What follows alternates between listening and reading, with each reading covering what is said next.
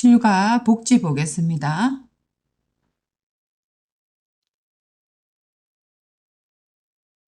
1번. 다음에 제시된 것들의 공통점은 물어봐요. 문제를 볼 때는 공통점을 물어보는 건지, 아니면은, 차이점을 물어보는 건지 잘 보셔야 돼요. 공통점의 반대는 차이점이죠.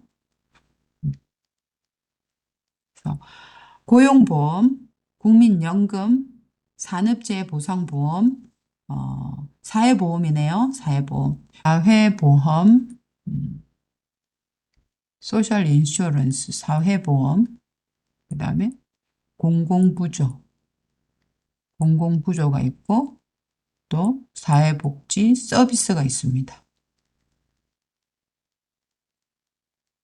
복지 서비스. 이게 이제 사회복지 제도인데요. 사회복지제도. 복지제도는 세 가지를 생각할 수 있죠. 그래서 고용보험, 국민연금, 산업재해보상보험은 사회보험이죠. 사회보험에 들어가네요. 그러면 사회보험에 대해서 알아야 되죠. 그래서 여기에 뭐가 빠졌어요? 네, 건강보험이 빠졌네요. 건강보험. 그래서 4대 보험, 우리가 뭐 4대 보험이라고 하는데 이 사회보험에는 고용보험. 고용보험은 뭐예요? 회사에서 뭐 했을 때? 해고됐을 때. 회사에서 해고됐을 때 일정 기간 동안 금전적으로 해고됐을 때 금전적으로 지원을 받을 수 있는 거. 국민연금은 뭐예요? 연금은? 네, 연금은 나이가 들어서 어, 더 이상 돈을 벌기 어려울 때 매달 일정한 금액을 생활비로 지급받을 수 있는 거예요. 그러니까 은퇴를 했을 때, 퇴직을 했을 때, 은퇴했을 때 국민연금을 받을 수 있고, 산업재해 보상보험은 산재보험이라고 하는데 회사에서 일을 하다가 다쳤을 때 치료비를 받을 수 있죠. 그리고 피해에 대한 보상을 받을 수 있습니다. 건강보험은 뭐 할 때? 아플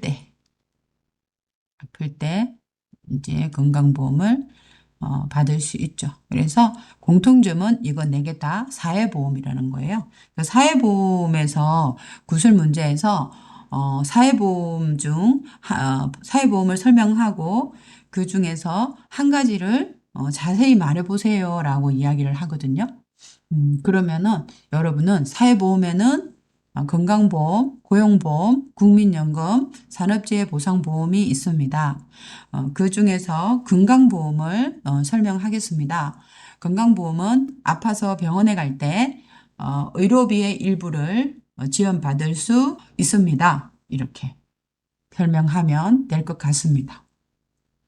2번, 보기에 가나에 들어갈 용어로 적절한 것은 가나에 들어갈 용어로 적절한 것은 생활이 어려운 사람들의 기본적인 생활 수준을 보장해 주기 위해 국가나 지방자치단체에서 생활비, 교육비, 의료비 등을 지원해 주는 제도. 뭐예요? 네, 공공부조죠. 공공부조. 생활이 어려운 사람들을 국가에서 도와주는 거예요. 사회보험 같은 경우에는 고용보험이나 국민연금이나 건강보험 같은 경우에는 자기가 보험 비용을 내거든요.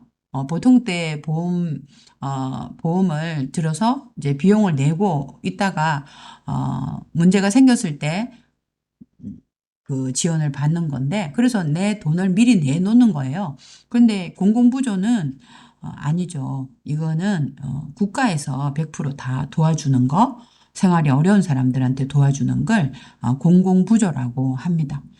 그래서 공공부조 같은 경우에는 종류가 뭐가 있어요? 최저 생활을 해주는 거 있죠. 최저 생활을 지원해 주는 거요. 저소득층. 그래서 소득이 적은 사람들한테 저소득층에게는 도와주는 거죠. 그건 국민기초생활보장제도. 그래서 국민기초 생활보장제도 보장제도가 있죠. 이게 있고 또 의료급여도 있어요. 의료급여. 그리고 긴급복지지원제도. 긴급복지 지원제도도 있고, 그 다음에 의료급여도 있어요. 의료급여 이런 것도 있는 거. 이런 것들이 다 공공부조죠. 국가에서 도와주는 거.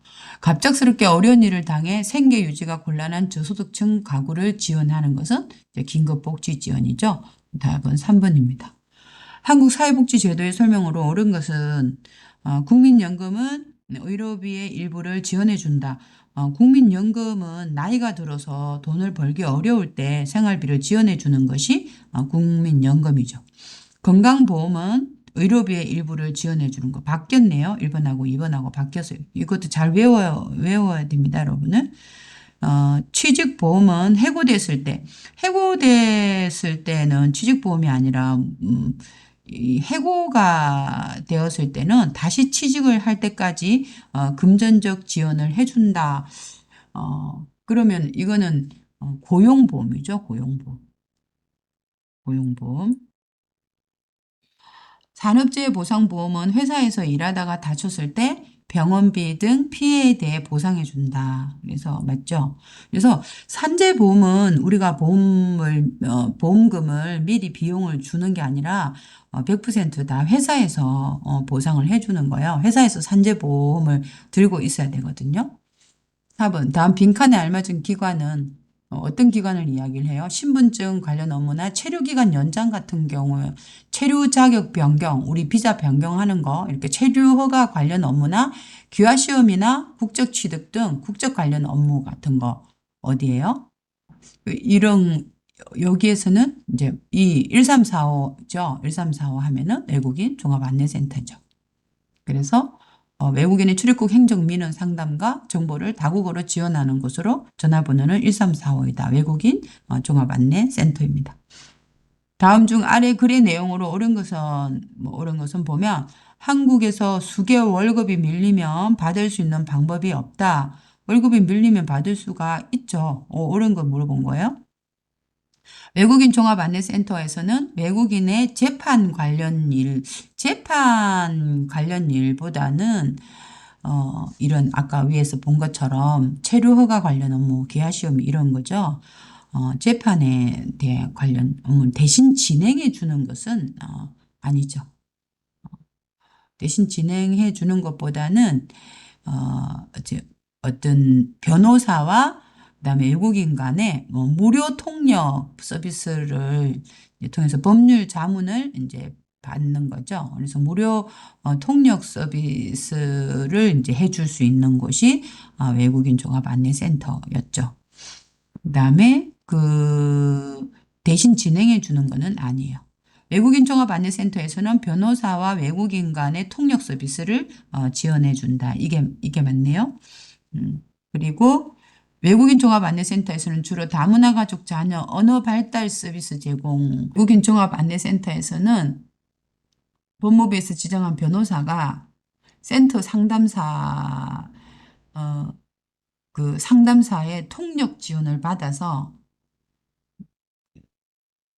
통역 지원을 받는 거죠. 134. 정보 부족으로 법률 수업 이용하기 어려운 외국인에게 언어 장벽과 정보 통역 서비스를 해준다는 거네요. 그래서 외국인 종합안내센터에서는 통역 지원을 해준다는 겁니다.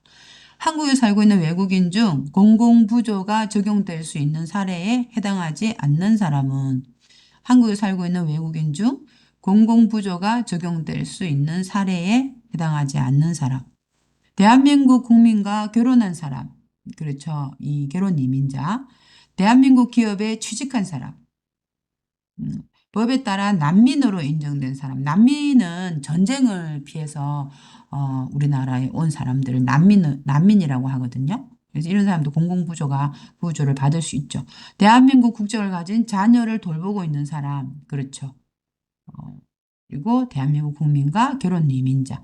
대한민국 기업에 취직을 한 사람한테는 공공부조가 적용될 수는 없죠. 결혼 이민자든지 아니면 결혼 이민자의 자녀라든지 법에 따라서 난민으로 인정된 사람은 공공부조가 적용될 수 있죠. 그래서 여기서는 복지에서는 이 4대 보험, 4대 보험을 반드시 외워야 된다는 거, 4대 보험에 대해서 설명하라고 할 수가 있어요. 그래서 4대 보험을 잘 외워야 되고요. 그리고 공공부조, 공공부조에 대한 거, 국민기초생활보장제도, 라든지 긴급복지제도라든지 또 의료 급여라든지 이런 거 해야 되고요.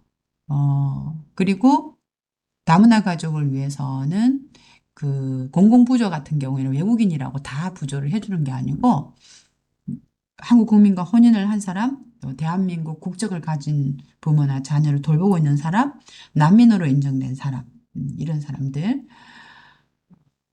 이제 지원해 줄 수가 있고요. 그리고 우리 같은 경우에는 사회통합 프로그램을 통해서 한국어와 한국 문화를 배울 수 있는 프로그램도 운영하고 있죠. 그리고 임신을 한 상태거나 출산을 앞둔 여성 결혼 이민자 같은 경우에는 신생아 건강관리 서비스를 받을 수도 있습니다. 1345 같은 거, 뭐, 법무부 1345, 여성가족부 다누리 콜센터, 다문화 가족지원센터, 그다음에 고용노동부 외국인 근로자 지원센터 같은 곳이 있죠.